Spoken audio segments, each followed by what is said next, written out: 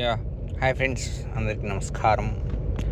నేను ఇవాళ యాక్చువల్గా ఈ వోక్స్ వ్యాగన్ టైగన్ గురించి మైలేజ్ రివ్యూ చాలామంది చేశారు. అది నమ్మి నేను కారు కొన్నాను. అప్పట్లో నేనంటే అదే మా ఇంట్లో సజెస్ట్ చేశాను ఈ కార్ని. కొన్నాక నాకు అనిపించిన మేజర్ ఇష్యూస్ యాక్చువల్గా ఏంటి అంటే, ఫస్ట్ది మైలేజే, సెకండ్ది discomfort in the car driver seat and passenger seat and even in the rear seats. ఇది యాక్చువల్గా 5గురికి సరిపోయే కార్ అయితే అస్సలు కాదు. దీంట్లో ఓన్లీ 4 మెంబర్స్ కంఫర్టబుల్గా ట్రావెల్ చేయొచ్చు. లోపల కూర్చున్నడికి బయట సౌండ్ ఏమీ వినపడదు. ఇట్స్ జర్మన్, వాళ్ళు ఏదైతే చెప్తారు German engineering, German build quality, every YouTuber is saying about it, అంతా నిజమే. ఇంజన్ పికప్ ఆర్ ఇంజన్ అదే వాట్ యు సే ఇంజన్ది పవర్, ఇవన్నీ చాలా చాలా ఆప్టిమైజ్డ్గా ఉంటాయి. లైక్ బాగుంది చాలా. Coming to the build quality, ఆ సౌండ్ ప్రూఫ్ లాగా ఉండిద్ది. లోపల ఒక ప్రపంచం, బయట ఒక ప్రపంచంలా ఉండిద్ది. అన్నీ బాగుంటాయి కార్లో. నాకైతే ఈ డ్రైవింగ్ సీట్ పొజిషన్ అంత కంఫర్టబుల్గా అస్సలు అనిపించదు. నేను దీనికి ముందు తోలిన కొన్ని కార్స్తో కంపేర్ చేసుకుంటే this is one of the worst position what I feel. అంటే నా నీ వర్సెస్ అలైన్మెంట్ ఏదైతే ఉండిద్దో అది అంత కంఫర్టబుల్గా అనిపించదు నాకు. ఎక్కువ ఛాన్సెస్ ఏంటంటే పెడల్ హైట్ ఉంది బాగా, బ్రేక్ పెడల్. అది అందుకోవాలంటే ఆల్మోస్ట్ నేను నా ఫింగర్స్ చాలా చాలా పైకి వెళ్ళాలన్నమాట. అసలు అది యోగాలో చేసినట్టు ఉండిద్ది, అంత స్ట్రెచ్ చేయాల్సి వస్తుంది లోపలికి. అదొకటి కంఫర్టబుల్గా లేదు నాకు. అండ్ ప్యాసింజర్ సీట్ పొజిషన్కి వచ్చేసరికి ప్యాసింజర్ సీట్ చాలా డౌన్గా ఉండిద్ది. అంటే మనకి డ్రైవర్ సీట్లో హైట్ అడ్జస్టబుల్ ఉంది, కానీ ప్యాసింజర్ సీట్లో ఏమీ లేదు. అది ఒక లోయలో కూర్చుంటుండిద్ది అదైతే. ఇంకా రేర్ సీట్ ఇద్దరు పీపుల్ కరెక్ట్గా సరిపోతారు. మధ్యలో కూర్చున్నాడు 100 కిలోమీటర్స్ ట్రావెల్ చేయగానే ఆడు అసలు నేను ఎందుకు ఎక్కానరా అనుకునే ఫీలింగ్ వచ్చేసిద్ది ఆడికి కార్లో. అండ్ కొంచెం ఫ్యాట్ పీపుల్ అయితే అసలు పట్టరు, దీనికంటే స్విఫ్ట్ డిజైర్లోనే బాగుపడతారు. ఇలా అన్నా అని చెప్పి మీరందరూ మీకు స్విఫ్ట్ డిజైర్ కార్స్ బెస్ట్ మీలాంటి వాళ్ళకి అలా కామెంట్ చేయబాకండి. నేను ఫ్యాక్ట్ చెప్తున్నాను. మనకి యూట్యూబ్ వల్ల చాలామంది యూట్యూబ్లో చూసి కొనేస్తున్నారు కార్స్. ఇప్పుడు ఇది 5 స్టార్ అని చెప్పారు, కానీ దీంట్లో ఉన్న డిఫెక్ట్స్ వచ్చేసరికి చాలామంది మైలేజ్, నేను చాలా రివ్యూస్ చూసాను, అందరూ ఇట్స్ 18, 19 ఉన్నారు చాలామంది. కొంతమంది అయితేనేమో అసలు సిటీలో, మాకు హైదరాబాద్ లాంటి సిటీలో 11, 12 వచ్చేసిద్ది.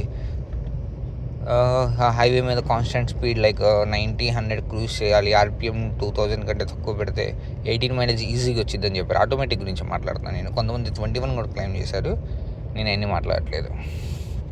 సరే, నేను కార్ ఒక 7515 కిలోమీటర్స్ అయింది ఇప్పటికి. నేను ఓవరాల్గా ఎన్నిసార్లు చూసినా దీని మైలేజ్, టాప్ మైలేజ్ నేను చూసింది 17 kmpl. అది కూడా హైదరాబాద్ అవుటర్ రింగ్ రోడ్ మీద. మీకు అవుటర్ రింగ్ రోడ్ ఐడియా ఉండిద్ది. అది మీరు 100 మీద వెళ్ళొచ్చు, 120 మీద వెళ్ళొచ్చు. సో మీరు క్రూజ్ పెట్టుకోవచ్చు. ఆబ్వియస్గా ఎదురు వెహికల్స్ ఉండవు కాబట్టి అది బ్రేకింగ్ చాలా తక్కువ ఉంటుంది. యాక్సలరేషన్ కూడా ఇవ్వలేదు, క్రూజ్ కంట్రోల్ ఒకసారి లాక్ చేస్తాం కాబట్టి. సో ఆ మైలేజ్ నాకు ఇచ్చింది over period of 70 to 80 kilometres on the start of the day. దాని తర్వాత అది ట్రావెల్ టిల్ విజయవాడ జరిగింది. విజయవాడకు వచ్చేసరికి దాని మైలేజ్ 14కి డ్రాప్ అయిపోయింది. మధ్యలో నేను క్రూజ్ చేసిన స్పీడ్ 100, 110, మ్యాక్స్ 120 అంతే. సో అది 14కి డ్రాప్ అయింది. కొంచెం ట్రాఫిక్ వచ్చింది విజయవాడ సిటీలోకి వచ్చాక. అది బస్ స్టాండ్కి వచ్చేసరికి అది కాస్త 13 kmpl అయిపోయింది. సో ఓవరాల్గా నాకు హైదరాబాద్ టు విజయవాడ జరిగింది 13 kmpl. ఇది జరిగింది. అయితే నేను ఇప్పుడు హైదరాబాద్ సిటీలో తిరిగేటప్పుడు దీని మైలేజ్ ఫ్రీక్వెంట్గా చెక్ చేస్తూ ఉంటే నాకు 8 kmpl అనేది యావరేజ్ మైలేజ్ దీనికి వచ్చిందనమాట. 8 kmpl. దానికంటే ఎక్కువ వచ్చిందంటే నేను అసలు ఆ రోడ్లో ట్రాఫిక్ లేనట్టు, మినిమం ట్రాఫిక్ కూడా లేనట్టు, దాని అసలు బ్రేక్ తక్కువ వాడుతున్నట్టు. అలాంటి సిచ్యువేషన్లో నాకు 9.1 వచ్చింది అంతే. ఇంకా నైట్ టైం జరిగితే మనకి 10, 11 వచ్చింది సిటీలో నైట్ టైం, అంటే వెహికల్స్ ఏం లేనప్పుడు. ఇప్పుడు కరెంట్ నేను గుంటూరు సిటీలో తిరుగుతున్నాను. సిటీ కాదు, అవుట్స్కట్స్ విలేజెస్లో. ఇప్పుడు జస్ట్ మీకు మైలేజ్ చూపిద్దాం అసలు ఎంత వస్తుంది, ఇది ట్రాఫిక్లో ఎంత వస్తుంది అని చూపిద్దామని తిరుగుతున్నాను. చూస్తుంటే దీని మైలేజ్ మీకు ఇప్పుడు ఓపెన్ చేస్తాను ఒకసారి. దాని నుంచి ట్రావెల్ చేస్తున్న స్టార్టింగ్ నుంచి ఏదైతే ఉందో అది నా స్టార్ట్ అనమాట. ఇప్పుడు దాన్ని చూద్దాం మనం. పంచోడట్ వచ్చేసి పుల్ చాలా బాగుంది కార్ది, చూపిస్తాను. కొంచెం ట్రాఫిక్ ఉంది, కొంచెం దాటంగానే మనం ఆ ఇన్ఫోటైన్మెంట్ సిస్టంలో చూద్దాం.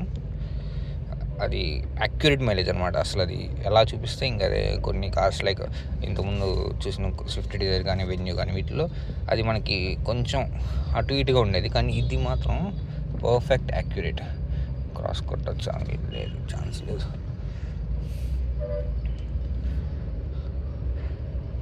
సరే, ఇదిగోండి 8.7 kmpl over a period of 22 kilometers నాకు వచ్చిన మైలేజ్.